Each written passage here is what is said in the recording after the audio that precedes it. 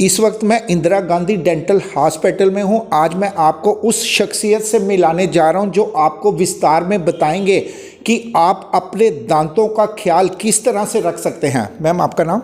Doctor Richa Gupta. Thank you Vikas ji. सबसे पहले मैं यहाँ पे professor and head department of prosthodontics and dental materials में हूँ। हमारा डिपार्टमेंट, आपके माध्यम से मैं पब्लिक को भी बताना चाहूँगी कि हमारा डिपार्टमेंट मिसिंग टीथ या कोई भी हेड एंड नेक में मिसिंग पार्ट हो उसको रिप्लेस करने में डील करता है। इसमें आपके टीथ भी आ जाते हैं, इसमें आपके डिफरेंट ऑप्शंस जो हमारे पास अवेलेबल हैं। Different teeth, replacement of teeth आ जाता है, रिप्लेसमेंट ऑफ कोई भी फेस का पार्ट जैसे कि आई, ऑर्बिट, नोज़, ईयर, कोई फिंगर प्रोस्थेसिस, ये सब भी हम रिप्लेस करते हैं। मैम, अक्सर देखा गया है कि दांतों का इलाज काफ़ी महंगा होता है। जब डॉक्टर उनके रिकमेंड्स करते हैं कि आप रूट्स कनाल कराइए, और रूट्स कनाल के बाद उसे कैपिंग का भी कहा जाता है, काफ़ी गरीब लोगों के लिए काफ़ी इसमें एक्सपेंसिव होता है। इसके बारे में इंदिरा गांधी डेंटल हॉस्पिटल कितनी मदद कर रहा है? हाँ जी, पहले मैं आपको बता दूं, हमारा डिपार्टमेंट एक पोस्ट ग्रेजुएट इंस्टीट्यूट है। हम यहाँ पे अंडर BDS ट्रेनिंग के साथ साथ MDS की ट्रेनिंग भी दे रहे हैं, और हम डेंटल मैकेनिक्स की ट्रेनिंग भी दे रहे हैं जो कि लैब पार्ट से डील करते हैं। तो as a post graduate training centre हमें सारी बच्चों को सब कुछ सिखाना है। और जैसे मैंने आपको बताया, हमारा डिपार्टमेंट मिसिंग टीथ रिप्लेस करता है। रिप्लेसमेंट ऑफ मिसिंग टीथ के बहुत सारे ऑप्शंस हैं, जैसे कि अगर सब दांत मिसिंग हो तो कंप्लीट डेंचर लगाया जाता है। फिर जिसके कुछ दांत पूरे दांत मिसिंग हो, वो डेंचर आप परमानेंट लगाते हो या रात को निकालने वाला? नहीं, रिमूवेबल भी ऑप्शन है, और जो आप कह रहे हैं फिक्स्ड इम्प्लांट सपोर्टेड, वो भी हम कर रहे हैं। और मतलब आगे वाले इतना महंगा ट्रीटमेंट, इम्प्लांटेशन उसे बोलते हैं शायद, वो भी यहाँ पर होता है? अभी मैंने आपको बताया, जैसे ये पोस्ट ग्रेजुएट इंस्टीट्यूट है तो बच्चों को ट्रेनिंग हमें हर चीज़ की देनी है। इम्प्लांट्स जो है वो और डिपार्टमेंट्स जैसे ओरल सर्जरी है वो भी डील करते हैं, वो लगाते हैं। और अगर कोई ऐसा पेशेंट इम्प्लांट्स लगा के हमारे पास आएगा तो उसको जैसे इम्प्लांट सपोर्टेड ओवरडेंचर कहा जाता है, तो वो भी हमारे PGs कर रहे हैं। और जैसे कि आपने कैप्स की बात भी की, देखिए हर दांत में इंडिकेशन कैप की नहीं है, बट यहाँ पे कैप्स लग रही हैं, और कैप्स में भी बड़ी सारी वेराइटीज़ होती हैं, जैसे प्रोविजनल कैप्स लगती हैं। अगर हम प्राइवेट इंस्टीट्यूट में जाते हैं या प्राइवेट क्लिनिक्स में जाते हैं, वहाँ पर भी रेट्स बताया जाता है कि एक कैप का 5,000, 10,000, 15,000। काफ़ी लोग बेचारे जितने भी गरीब होते हैं वो उनसे बाहर आ जाते हैं, फिर वो सपोर्ट करते हैं इंदिरा गांधी डेंटल हॉस्पिटल में, हमें कुछ वहाँ से मिलेगा। उनको यहाँ पर कैपिंग सिस्टम में कितनी रियायत मिलती है और कितना? हम यहाँ पे बीइंग ए गवर्नमेंट इंस्टीट्यूट बहुत ज़्यादा सब्सिडाइज्ड रेट्स हैं। तो हमारी तो कोशिश रहती है कि जो भी आ रहा है 500 रेट हमने रखा हुआ है, क्योंकि मटेरियल हमें यहीं से प्रोवाइड किया जाता है। 500 रेट रखा हुआ है एक कैप का? एक कैप का, हाँ जी। तो कितनी देर उन्हें अपॉइंटमेंट लेनी पड़ती है, कितनी देर का वेट करना पड़ता है? नहीं, अपॉइंटमेंट थोड़ा सा हमारा शेड्यूलिंग रहती है। जैसे आज किसी भी पेशेंट का हमने नाप लिया है तो फिर ये लैब में बनने जाता है, जो हमारी सेंट्रल लैब है यहीं पे, वो सुपरिटेंडेंट साहब के अंदर आती है। तो नॉर्मली हम 7 to 10 डेज़ का गैप रखते हैं, इसी ड्यूरेशन में ऑलमोस्ट बन जाती है कैप। तो अपनी तरफ से कोशिश रहती है जल्दी से जल्दी, बाकी थोड़ा सा पेशेंट रश के अकॉर्डिंग वो मैनेज हो जाता है। मतलब कि पर कैप आप 500 लेते हैं, जो बाहर प्राइवेट 5 से 6 हज़ार लेते हैं, वो आप यहाँ पर इंदिरा गांधी में 500 लेते हैं। अभी तो गवर्नमेंट की तरफ से यही सब्सिडाइज्ड रेट्स है। तो और क्या क्या नई टेक्निक आई हुई है यहाँ पर मैम कैप के रिलेटेड? जैसे मैं आपको बता रही थी, रिमूवेबल डेंचर्स हम करते हैं, तो हम यहाँ पे मेटल के डेंचर्स भी हमने शुरू किए हैं। ये भी मतलब एक नई चीज़ है जो पहले नहीं हो रही थी।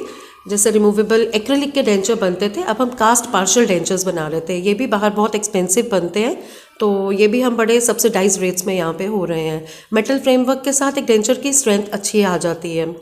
और भी जैसे कई पेशेंट्स हमारे पास रेफ़र होते हैं जिनका तालू नहीं होता है, CA पेशेंट्स पोस्ट सर्जरी हमारे पास रेफ़र किए जाते हैं, तो उनका ऑब्चुरेटर उनको कहते हैं, मैक्सिलोफेशियल प्रोस्थेसिस में ये आता है, उनका तालू बनाया जाता है। ये भी अब स्पेशली कोविड के बाद से इन पेशेंट्स का भी आना बहुत ज़्यादा हो गया है। ENT से भी रेफ़र होके आ रहे हैं हमारे पास, सर्जरी से रेफ़र होकर भी आ रहे हैं। तो मैम, और इन अक्सर- पेशेंट्स के लिए सब अक्सर- कुछ फ्री ऑफ कॉस्ट है। Free of cost. हाँ जी, ये जो इस तरह के पेशेंट्स हैं, सीए पेशेंट्स, ये इनकी सर्विसेज सारी फ्री ऑफ कॉस्ट है। मैम, अक्सर दर्शक हमारे से ये भी पूछते हैं कि क्या मेडिकल टूथपेस्ट या माउथ वॉश यूज़ करना चाहिए, उनके लिए क्या एडवाइस रहेगी? इसमें डिफरेंट ओपिनियन सबकी रहती हैं, बट मेरी तरफ से अगर किसी भी ये जो मेडिकेटेड टूथपेस्ट है तो ये मेडिकेटेड ही, अगर किसी को कोई प्रॉब्लम नहीं है, सेंसिटिविटी नहीं है, तो I would say why to go for medicated toothpaste. वो रेगुलर टूथपेस्ट यूज़ कर सकता है, जो हम कर रहे हैं। हाँ जी, वही बात है, अगर आप मेडिसिन ऐसे ही खाएंगे अनवांटेड, तो फिर जब एक्चुअल नीड है तो असर नहीं करेगा। तो आप रेगुलर टूथपेस्ट यूज़ करिए। अगर कोई प्रॉब्लम है, सेंसिटिविटी है, या कोई डॉक्टर प्रिस्क्राइब कर रहे हैं फॉर सम रीज़न, फिर आप मेडिकेटेड टूथपेस्ट या माउथ वॉश यूज़ करिए। और जितने भी ये मेडिकेटेड टूथपेस्ट और माउथ वॉशेस होते हैं, ये आपको प्रोलॉन्ग्ड यूज़ नहीं करने होते हैं। बिल्कुल। अच्छा, तो अगर कर भी रहे हैं तो ठीक है, आप एक पेस्ट थोड़े for a period of 15 days से करते हैं, फिर डिसकंटिन्यू कर दीजिए। तो नॉर्मल तो रेगुलर ही रेकमेंड करेंगे। मैम, क्या हर केस में रूट कनाल जब पेशेंट करवाता है तो उसे क्या रूट कनाल कराने के बाद कैपिंग लगाना अनिवार्य है या नहीं? जी, बहुत अच्छा क्वेश्चन है ये, बिकॉज हमारे पास बड़े पेशेंट्स आते हैं। एक चीज़ मैं आपको बताऊं, अगर हमारा टूथ स्ट्रक्चर पूरा कंजर्व है, तो फिर मतलब कि आपको सारा स्ट्रक्चर अगर बिल्कुल पक्का अच्छे ढंग से है, अगर रूट कैनाल के लिए सिर्फ थोड़ा सा एक्सेस ओपनिंग जिसको हमने की गई है, तो फिर आपको कैप लगाने की ज़रूरत नहीं है, क्योंकि नेचुरल टूथ स्ट्रक्चर की स्ट्रेंथ सफिशेंट होती है। क्योंकि कैप लगाने के लिए भी दांत को चारों तरफ से काटा जाता है, तो ज़रूरी नहीं है कि हर रूट कैनाल के बाद आपको कैप लगानी ही लगानी है। कैप्स लगाने की अपनी इंडिकेशंस और कॉन्ट्रा इंडिकेशंस हैं। तो मैम, कैप लगाने से क्या, अब प्राइवेट क्लिनिक्स की मैं बात करूंगा, प्राइवेट क्लिनिक्स तो बोलते हैं कैप लगाने के लिए, अब कैप लगाने के बाद कितना पेशेंट्स को कुछ नुकसान होता है या क्या होता है, या उसके दांत काफ़ी लॉन्ग टर्म के लिए बचे रहते हैं? नहीं, बचे तो रहते हैं, ऐसी बात नहीं है। वही ये सब डिपेंड करता है आपका टूथ स्ट्रक्चर कितना बचा है। अगर वो एडिक्वेट है तो फिर आपको नीड नहीं है।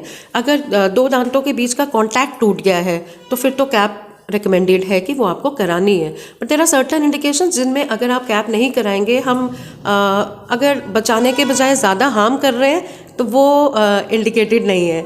हम कई बार जैसे मरीज़ को समझाते हैं तो उनको लगता है हम मना कर रहे हैं, बट कई बार ज़रूरत नहीं होती है, बिकॉज हम नेचुरल टूथ स्ट्रक्चर क्यों डिस्ट्रॉय करें अगर वो सफिशेंट क्वांटिटी में है। तो जहाँ पे नीड होगी, हम सब यहाँ पे हैं, हम रेकमेंड करेंगे कि आप लोगों को जो भी है बेटर ट्रीटमेंट दें।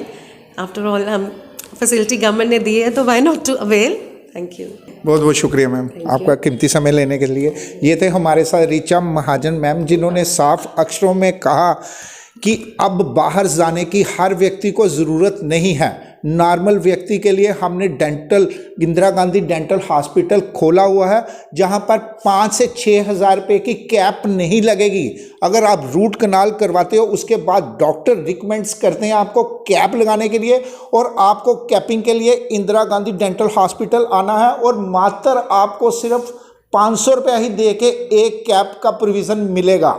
दीजिए इजाज़त मुझे और मेरी टीम को। देखते रहिए वीडियो जर्नलिस्ट निखिल बख्शी के साथ, मैं विकास गुप्ता, यंग बट जम्मू।